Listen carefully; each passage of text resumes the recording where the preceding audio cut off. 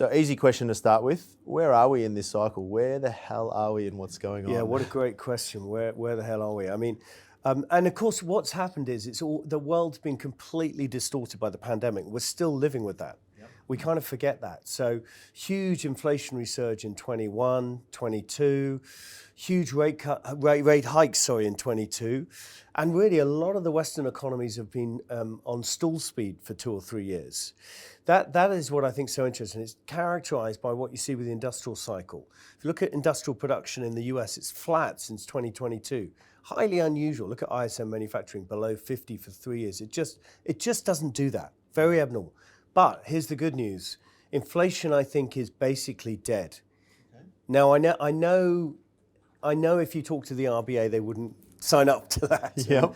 And, if you talk to the Bank of England, they might be a bit hesitant and the Fed a bit hesitant. But the reality is inflation looks a little bit too perky at the moment because of tariffs. This is going to roll off and we're going to get into next year and we're going to say inflation's gone and we're going to get even more rate cuts.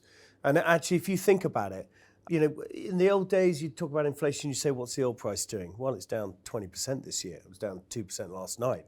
What's rent doing? Well, in the US, it's running at 10-year lows. It's going to go lower next year in terms of growth rate.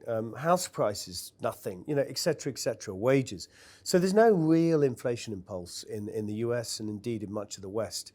And as a result, we're going to get more rate cuts. We've had a ton of rate cuts this year, and that is going to deliver a global cyclical recovery, to your point. Right. So cyclical upswing, mid-cycle slowdowns where we're at. Next year is global cyclical recovery.